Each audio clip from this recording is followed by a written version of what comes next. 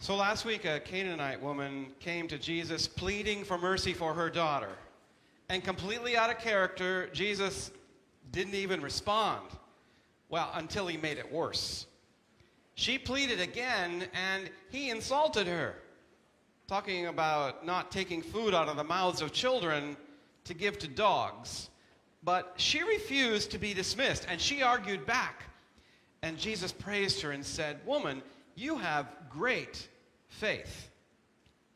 Now, on the other hand, today he will tell his own disciples they have little faith, and then he will call one of them Satan.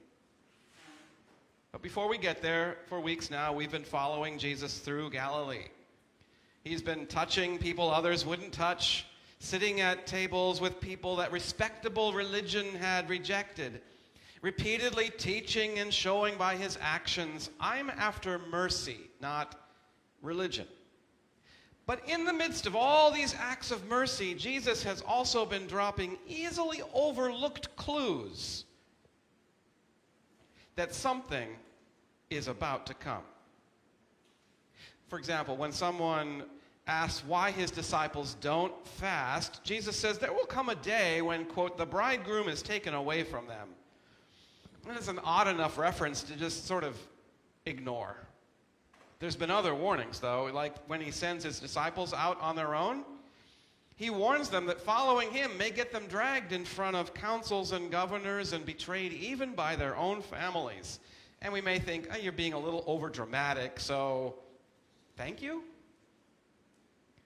And you may remember that after Jesus heals a man on the Sabbath, some of the religious leaders walk away and begin conspiring about how to destroy him. So there have been clues all along that something is coming, but with all the crowds and miracles, the disciples don't seem to have put all those pieces together.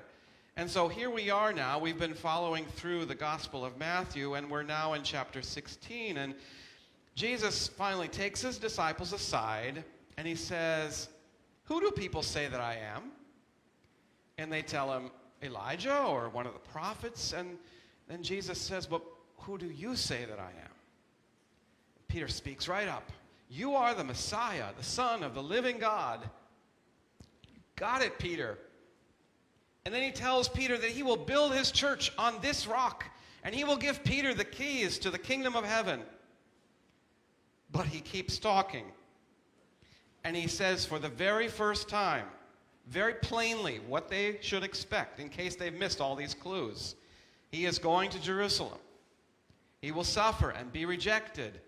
He will be killed. And on the third day, he will be raised. And Peter just immediately rebukes him. "No, Lord, this must never happen to you." And Jesus said, "Get behind me, Satan." Peter believes Jesus is the Messiah. He just doesn't think a Messiah should end up dead. So Jesus laid it out plainly. "All who come after me must deny themselves, take up their cross, and follow me. All who want to save their lives will lose them, but all who will lose their lives because of me will find them." The story then just jumps 6 days, and Jesus takes Peter, James, and John up a mountain, and there's this extraordinary moment when Jesus transfigures in front of them, and his face becomes like the sun, and his clothes become dazzlingly white. And Moses and Elijah appear, and Peter said, let's celebrate this moment. Let's stay up here, and we can build some shrines here. Jesus instead leads them back down the mountain.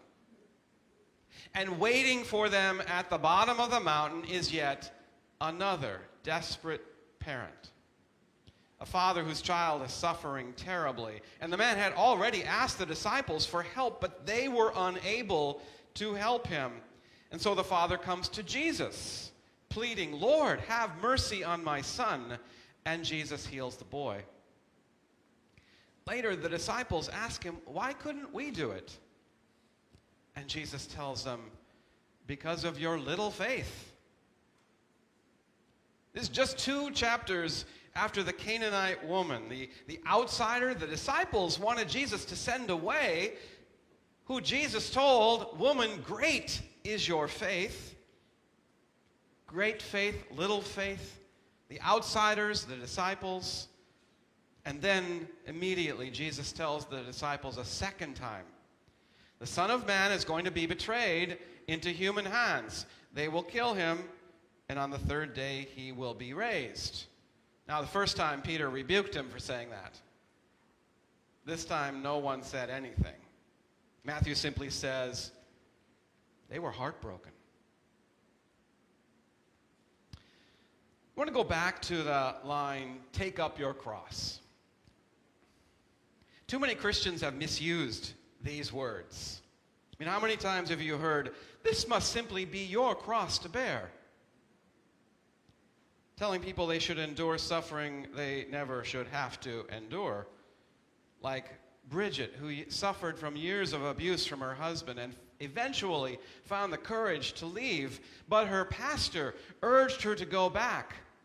Her husband was, after all, a good man and active in the church. And Bridget said, "I was told this was my cross to bear and to get on with my marriage." And no, abuse is not a cross God gives somebody to carry. Or you may know someone who lives with chronic pain or has been diagnosed with perhaps cancer or ALS, or someone along the way has thought that they could be helpful by saying, "I guess this is just the cross God has given you to carry." Again, no. Pain and illness and diseases are not crosses God gives anyone to bear. Take up your cross isn't an invitation to suffering. It is an invitation to follow Jesus. Because the cross isn't the point, mercy is. But Peter wants Jesus to be a Messiah without any consequences. Oscar Romero learned just how costly mercy could be when he was named the Archbishop of San Salvador in 1977. He was chosen because, unlike many of the more liberation-minded priests, he was known as generally cautious and conservative and unlikely to cause much trouble. And then just weeks after he became Archbishop, his dear friend, Father Rutilio Grande, was murdered along a roadside in the rural country. Land and wealth were concentrated among a small elite, while a huge number of rural Salvadorans worked for little pay and had no land for themselves. And Father Grande had been reading the Bible with them and helping them see that their poverty wasn't God's will. Grande and other priests had been asking too many questions about land and power and why so many people went hungry. The powerful expected the new archbishop to put a stop to priests like Grande, because charity to the poor was acceptable. Helping the poor ask why they were poor was dangerous. But then Romero went to see his body. And something changed. He began listening more closely to poor farmers and to families whose loved ones had been, quote, disappeared. He listened as priests and church workers were threatened and increasingly killed. And he used his pulpit to tell the truth about what was happening. I've been to El Salvador and stood along that country road where Father Grande was murdered.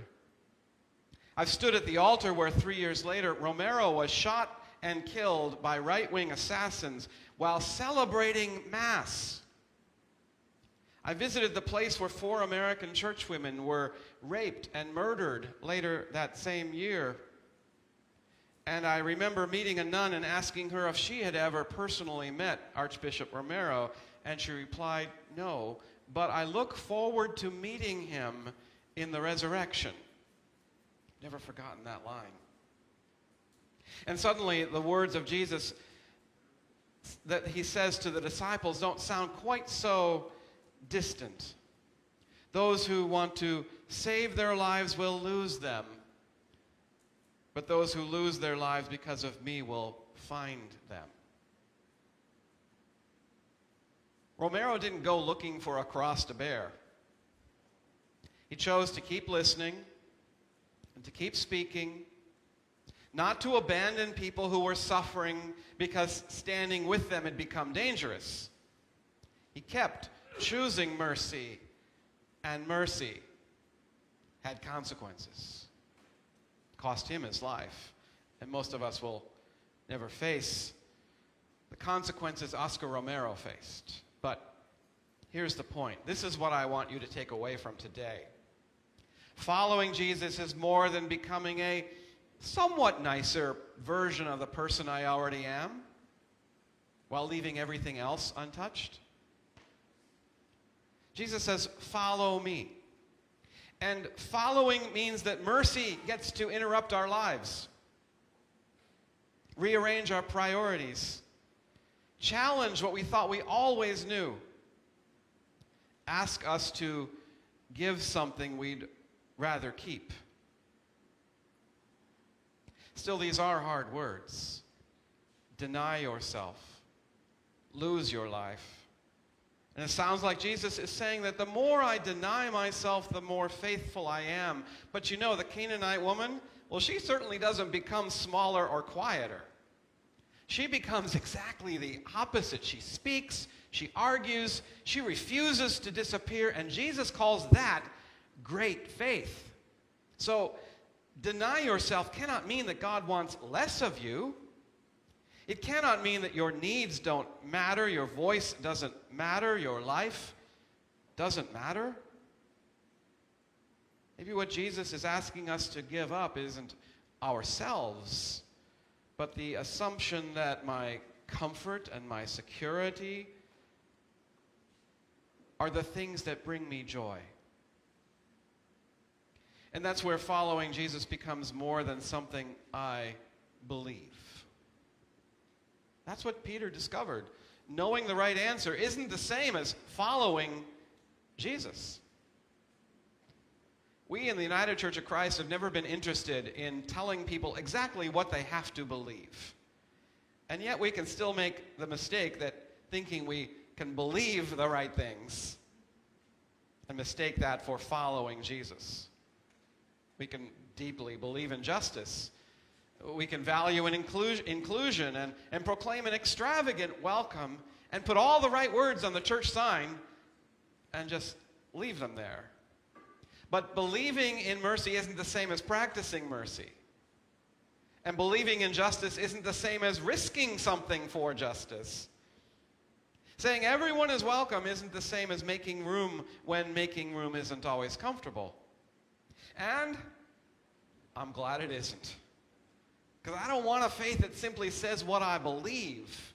I want a faith that asks something more of me. All who lose their lives because of me will find them, which is where we find true and lasting joy. I want a faith that is more than just going through the motions. How about you?